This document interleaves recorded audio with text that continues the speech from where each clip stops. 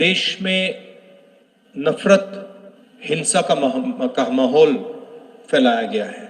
BJP के लोग, RSS के लोग देश को बांटने में लगे हैं, एक धर्म को दूसरे धर्म से लड़ाने में लगे हैं, एक जात को दूसरी जात से, भाषा को दूसरी भाषा से लड़ाने की कोशिश कर रहे हैं और उन्होंने देश का माहौल बिगाड़ दिया है।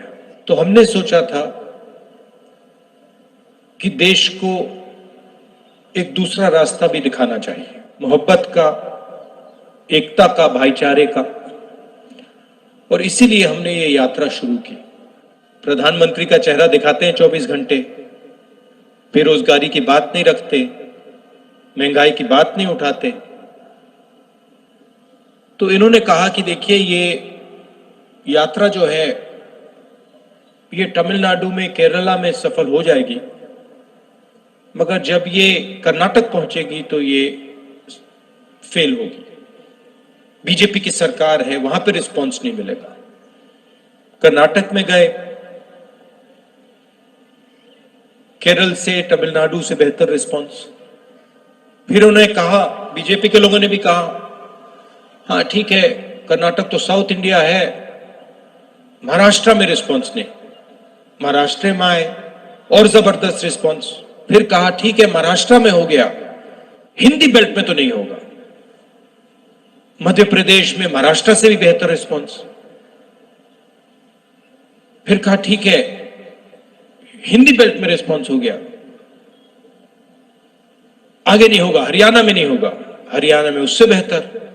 और अभी हुड्डा जी ने कहा कि पंजाब में हरियाणा से भी बेहतर रिस्पांस होने वाला है। और इसका कारण है कि ये जो बीजेपी के लोग नफरत फैला रहे हैं, डर फैला रहे हैं, हिंसा फैला रहे हैं, ये इस देश का तरीका नहीं है, इस देश का इतिहास नहीं है, इस देश की हिस्ट्री नहीं है। ये देश भाईचारे का देश है, एकता का देश है, इज्जत का देश है, रिस्पेक्ट का देश है। और इसीलिए ये यात्रा सफल हो रही है।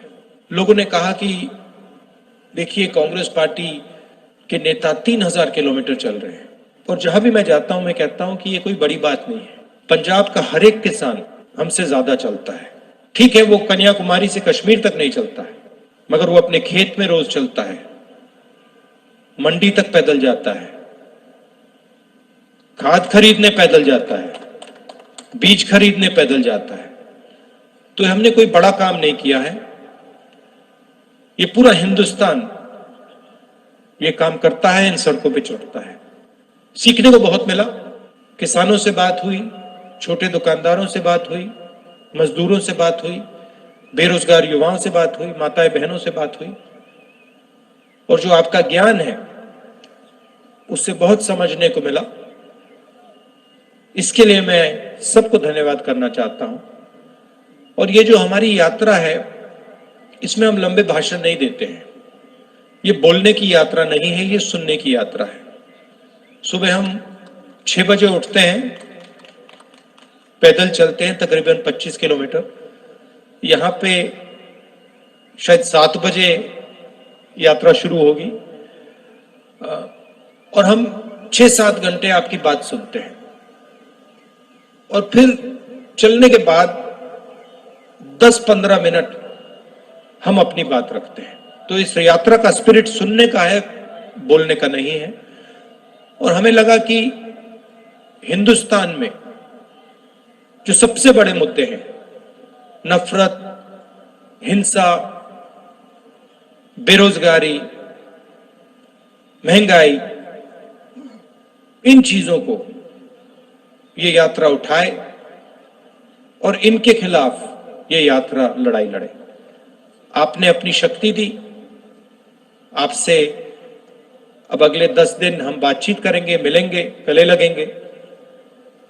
आप सुबह सुबह आए, इसके लिए दिल से फिर से धन्यवाद। नमस्कार, जय हिंद।